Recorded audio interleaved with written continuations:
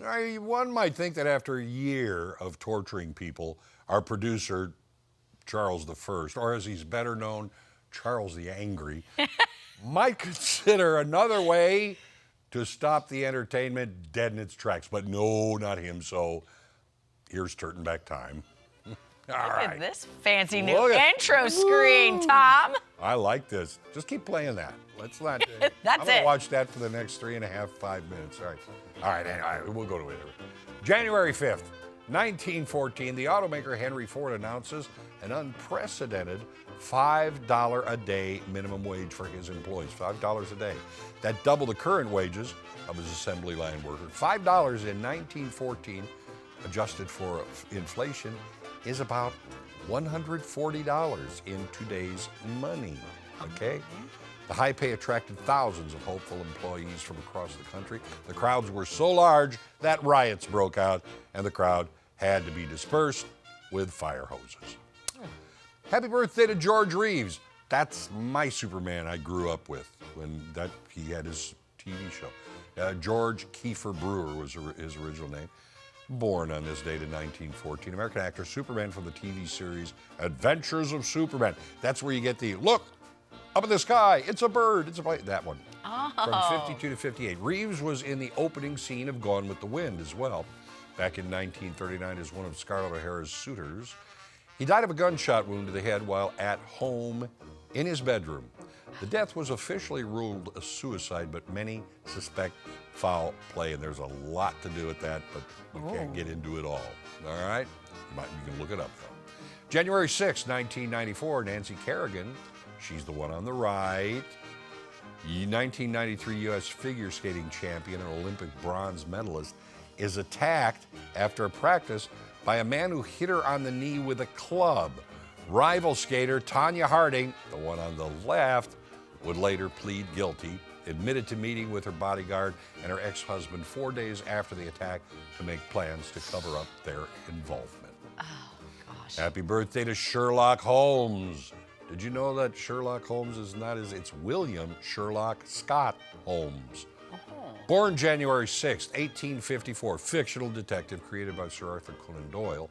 The books never give a definitive date, but this is generally accepted date of his birthday as deduced from the stories in the story his Last Bow back in 1917. Holmes' age was given as 60 years old in 1914.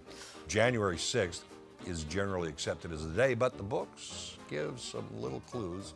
Some claim the novel of Valley of Fear in 1914 indicates Holmes had been celebrating his birthday on January 6th. January 7th, 1927, the famed basketball team, the Harlem Globetrotters, play their first road game. Although the original players were from the Chicago area, their promoter, Abe Saperstein, chose the name New York Harlem Globetrotters, as Harlem is considered the center of African-American culture at the time. Ironically, they did not play in Harlem until 1968, more than 40 years later. Happy birthday to Orville Faubus. Born January 7, 1910. He was the governor of Arkansas from 55 to 67. It's in September of 57, in what is known as the Little Rock Crisis, he ordered the Arkansas National Guard to prevent 9 blacks from entering all-white Central High School in Little Rock. President Dwight D. Eisenhower federalized the Arkansas National Guard, removing them from Faubus's control, and then sent in elements of the 101st Airborne Division to protect the black students. In retaliation, Faubus shut down Little Rock High School for the 58 to 59 school year in what's referred to as the lost year. January 8th, 2012, the NFL football game became known as the 316 game, biblical number there, due to many coincidental references to the Bible verse John 3:16. Heisman winner Tim Tebow was quarterbacking for the Denver Broncos against the Pittsburgh Steelers. During the NFL playoffs, Tim Tebow had worn John 3:16 in his eye paint in a college playoff game exactly 3 years earlier. Tebow's passing yards was 316. Tebow's yards per completion, 31.6. Yards per rush, 3.16. The only interception of the game was against the Steelers on 3rd down and 16. Steelers' time of possession was 31 minutes, 6 seconds. The Nielsen ratings for the game peaked at 31.6. The Broncos lost their previous 3 games by an average of 16 points. And happy birthday to Stephen Hawking, born January 8th, 1942. A British physicist, author of A Brief History of Time in '88. He is considered one of the greatest theoretical physicists since Einstein. He appeared as a holograph of himself in an episode of Star Trek: The Next Generation in '93.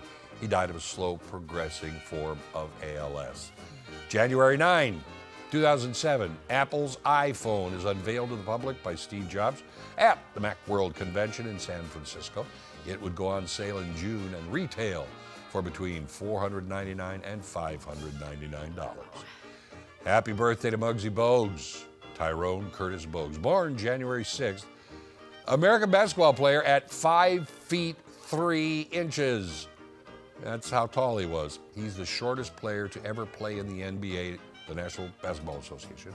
He played 14 seasons, 10 of those with the Charlotte Hornets.